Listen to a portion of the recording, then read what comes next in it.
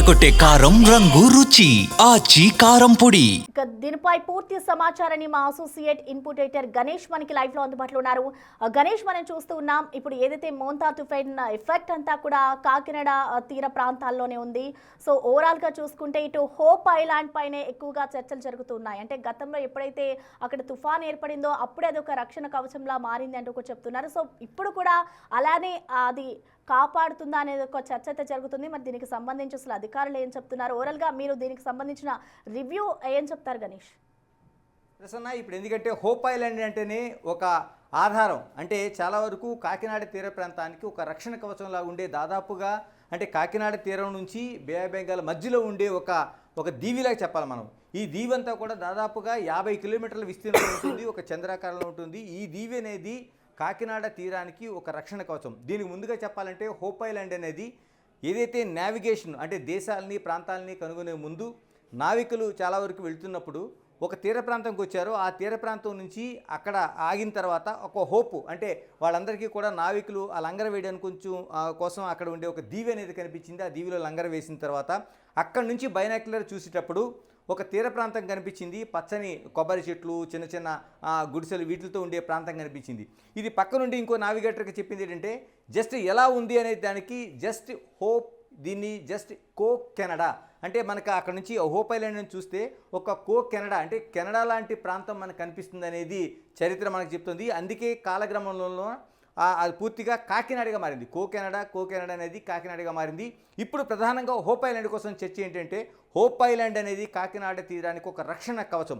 దాదాపు 1996 నవంబరు 6వ తేదీన వచ్చిన అతిపెద్ద కోనసీమ తుఫాన్లో కూడా కాకినాడ తీరానికి ఏదీ కాకుండా ఉందంటే అది పూర్తిగా హోప్ ఐలాండ్ అనేది మనకి రక్షణ కవచంగా ఉంది. ఒకసారి హోప్ ఐలాండ్ భౌగోళిక స్వరూపాన్ని మనం చూద్దాం. ఇప్పుడు ఈ తుఫాన్ని మనం ఏది చూసుకుంటాం, మోంతా తుఫానుకు సంబంధించిన విజువల్స్ మనం చూస్తున్నాం. మోంతా తుఫాను తీరానికి దగ్గర అవుతుంది. దాదాపు 100 లోపుగానే కాకినాడ తీరానికి వెళ్తుంది. ఇప్పుడు 2 వెర్షన్స్ ఉన్నా, ఒకటి యానం కాకినాడ మధ్య తీరం దాటుతుందని ఒకటి చెప్తుంటే, లేదు అంతర్వేది ప్రాంతం నుంచి వెళ్తుందని చెప్తున్నారు. ఏదేమైనా ఇప్పుడు భారత వాతావరణ శాఖ చెప్పిన అంచనాల ప్రకారం యానం కాకినాడ మధ్య కానీ తీరం దాటితే ఏమాత్రం చిన్న దిశ మార్చుకున్నా కాకినాడని పూర్తిగా విధ్వంసం చేస్తుందనేది అతిపెద్ద చర్చ జరుగుతుంది. ఒక్కసారి మనం దీనికి సంబంధించిన మ్యాపింగ్ చూద్దాం. ఒక్కసారి ఇప్పుడు చూస్తుంటే అంతర్వేది దగ్గర నుంచి కాకుండా ఇప్పుడు ప్రధానంగా భారత వాతావరణ శాఖ యానం కాకినాడ మధ్య తీరం దాటే అవకాశం ఉందనేది ఒక స్పెసిఫిక్గా మనకి ఆ రేఖ అనేది చూపిస్తుంది. ఇందుకు సంబంధించిన పిక్చర్సే మనకి పూర్తిగా కనిపిస్తూ ఉన్నాయి. ఎందుకంటే ఇక్కడ మనం చూడొచ్చు, ఇది మనకి ఈ విశాఖపట్నానికి దీనికి మధ్య ఏదైతే ఈ కర ఉందో ఇక్కడే మనకి యానం కాకినాడ తీరం ఉన్నట్టుగా ఇప్పుడు భారత వాతావరణ శాఖ దీనికి సంబంధించిన మ్యాపింగ్ అనేది చూపిస్తుంది. మరి ఇప్పుడు దీనికి సంబంధించి హోప్ ఐలాండ్ ఎంత రక్షణ కవచంగా మారిపోతుంది. ఇప్పుడు కాకినాడ తీరానికి ఇప్పుడు ఈ మ్యాప్ ఏదైతే కనిపిస్తుందో చిన్నది, దీన్ని హోప్ ఐలాండ్. ఇదంతా బే ఆఫ్ బెంగాల్గా ఉంటే, బే ఆఫ్ బెంగాల్ దగ్గర నుంచి మనం తీసుకుంటే ఇక్కడ పూర్తిగా ఇక్కడ ఒక్కసారి చూడొచ్చు మనం ఈ మ్యాపింగ్లో చూస్తే ఇది కాకినాడ తీరం. కాకినాడ తీరానికి ఇక్కడ మనకి కనిపిస్తున్న ఈ ప్రాంతమే హోప్ ఐలాండ్ ప్రాంతం. అంటే కాకినాడ నుంచి కేవలం 8 కిలోమీటర్లు, అంటే మనం సముద్రానికి సంబంధించిన భాషలో చెప్పాలంటే 4.5 నాటికల్ మైల్స్ దూరంలో ఇది మనకి కాకినాడ తీరానికి హోప్ ఐలాండ్ కనిపిస్తుంది. ఈ హోప్ ఐలాండ్ అనేది ఏదైతే ఇప్పుడు వెళ్తున్న రేఖ, అంటే అటు బంగాళాఖాతం నుంచి వస్తున్న వాయువ్య దిశగా వస్తున్న కావచ్చు, పశ్చిమ దిశగా వస్తున్న ఏ తుఫాన్లు అయినా సరే పూర్తిగా కాకినాడ తీరాన్ని తాకాలంటే హోప్ ఐలాండ్ అనేది ఒక రక్షణ కవచంగా మనకు కనిపిస్తుంది. ఎంత రక్షణ కవచంగా ఉందని చెప్పడం కోసం ఒకసారి మనం మ్యాపింగ్లోకి వెళ్తే, ఒక్కసారి మనం దీన్ని ఈ మ్యాప్ని చూస్తున్నాం. ఒక్కసారి చూస్తున్నాం మనం, ఇది కాకినాడ పోర్టు ప్రాంతం.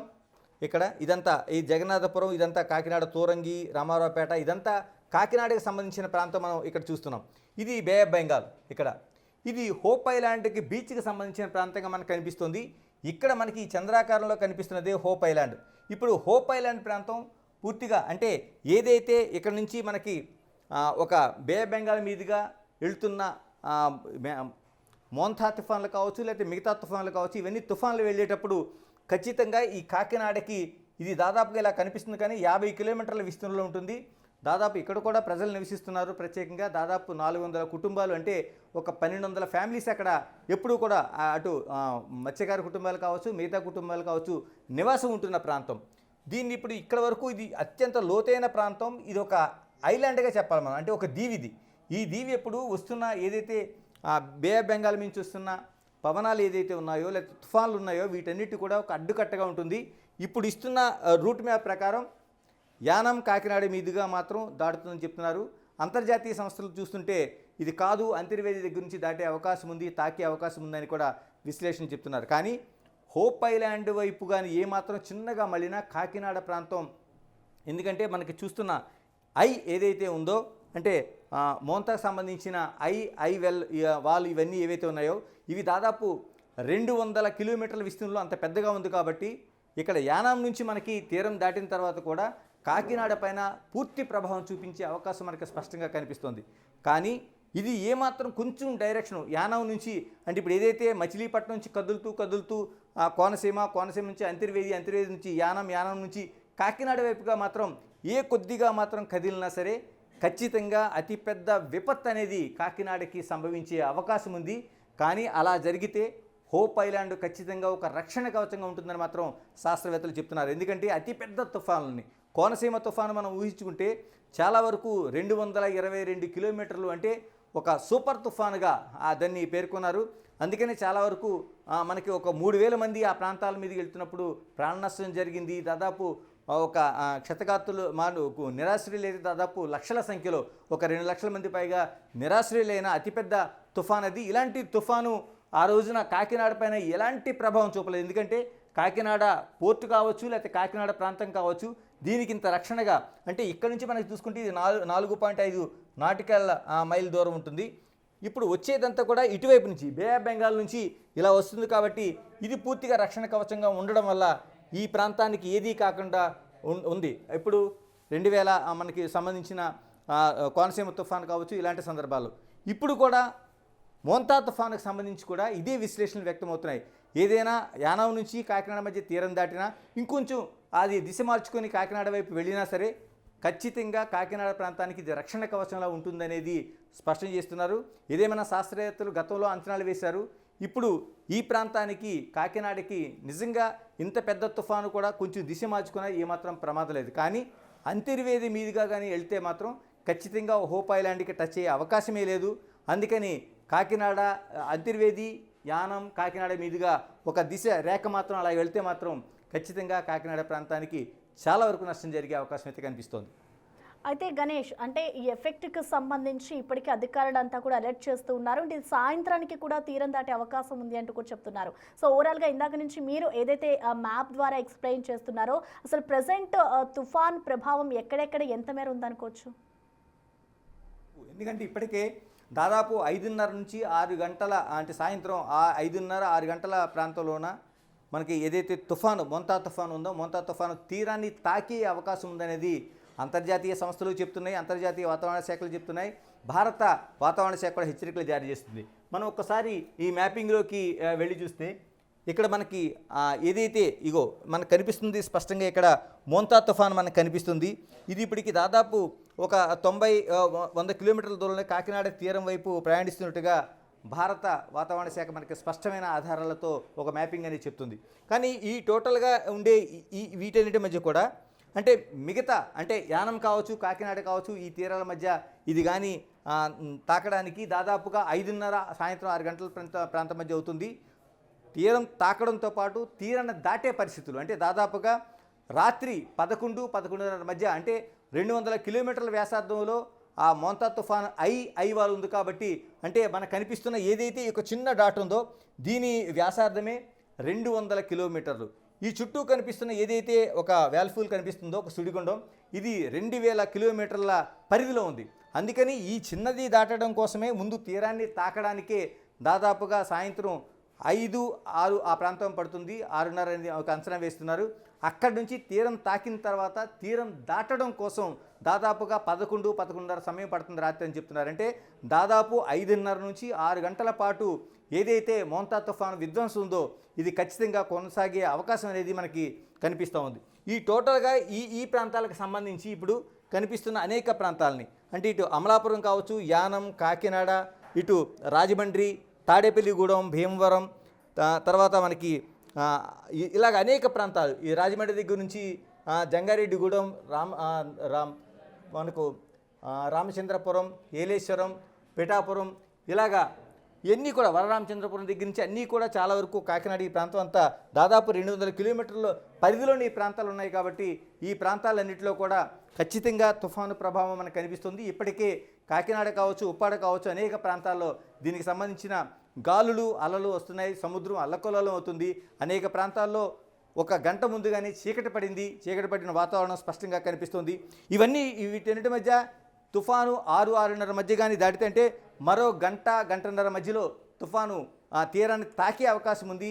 రాత్రి 11-11:30 మధ్య దాదాపు 6 గంటల పాటు ఒక విధ్వంసాన్ని చేసి తీరాన్ని దాటే అవకాశం ఉంది.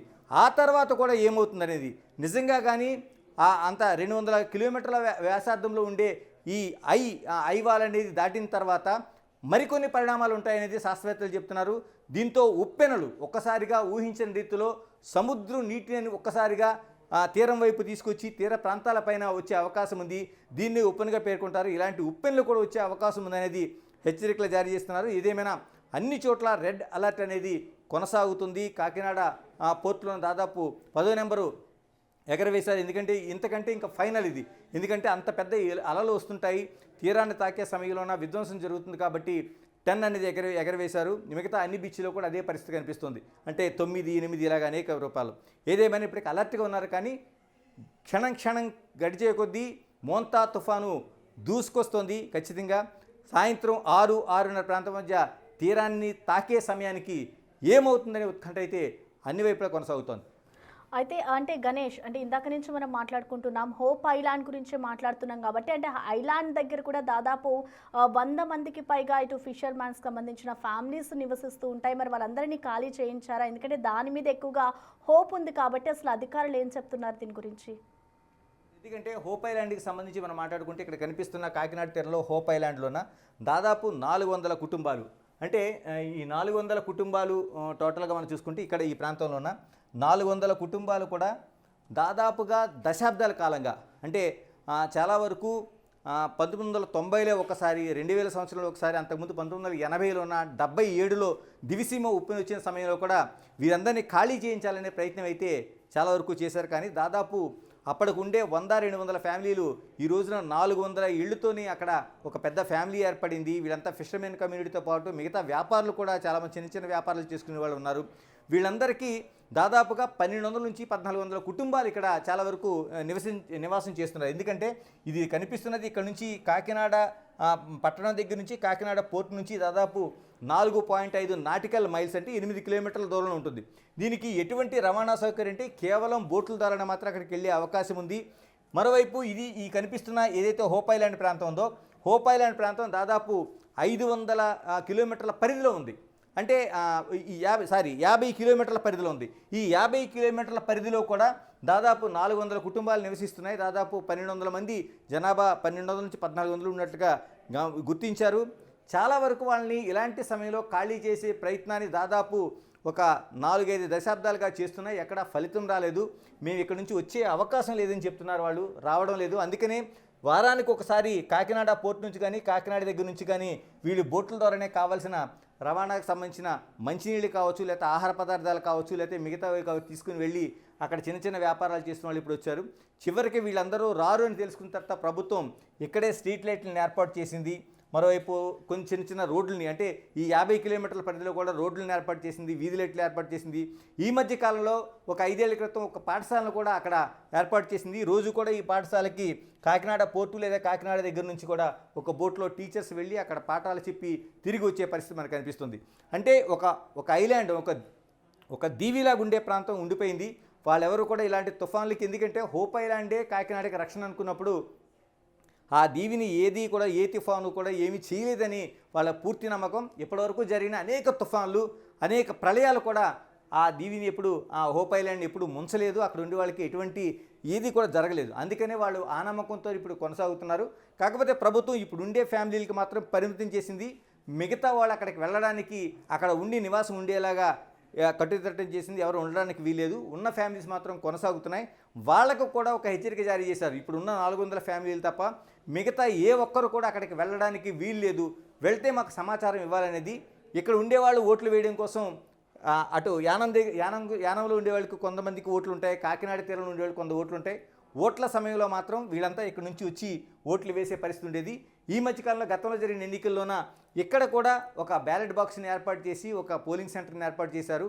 ఇక్కడి నుంచే పోలింగ్ సిబ్బంది అంతా ఒక షిప్పులో వెళ్ళి ఒక టగ్గ లాంటి బోట్లలో వెళ్ళి అక్కడ పోలింగ్ జరిగిన తర్వాత ఆ బాక్సులను తీసుకొచ్చే పరిస్థితి ఉంది. అందుకని ఎన్ని తుఫాన్లు వచ్చినా వాళ్ళు వెళ్ళే అవకాశం లేదు. కాకపోతే చుట్టుపక్కల ప్రాంతాలన్నీ మునిగిపోయినప్పుడు మాత్రం వీళ్ళకి అంటే రోజుల తరబడి ఉండిపోతే వాళ్ళకి ఎక్కడ ఆహార పదార్థాలు కావచ్చు, లేకపోతే ఇంత తుఫాన్లు ఉన్నా పూర్తిగా లైటింగ్ పోతుంది కాబట్టి విద్యుత్తు ఆటంకం ఏర్పడుతుంది కాబట్టి చీకట్లోనే ఉండే పరిస్థితులు ఉంటాయి కాబట్టి వీళ్ళకి అలాంటి సౌకర్యాలు కల్పించడం కోసం చాలా వరకు ప్రభుత్వం కాకినాడలో ఉండే అటు స్థానిక అసెంబ్లీ కావచ్చు, మిగతా కావచ్చు, వీళ్ళంతా సౌకర్యాలు ఏర్పాటు చేస్తున్నారు. ఏదేమైనా హోప్ ఐలాండ్లో ఉన్న వాళ్ళకి హోప్ ఐలాండ్ రక్షణగా ఉంది. దాంతోపాటు కాకినాడ తీరానికి, కాకినాడకి సంబంధించిన పోర్టుకి కూడా పూర్తి రక్షణ కవచంగా హోప్ ఐలాండ్ కొనసాగుతుంది. Okay, thank you Ganesh.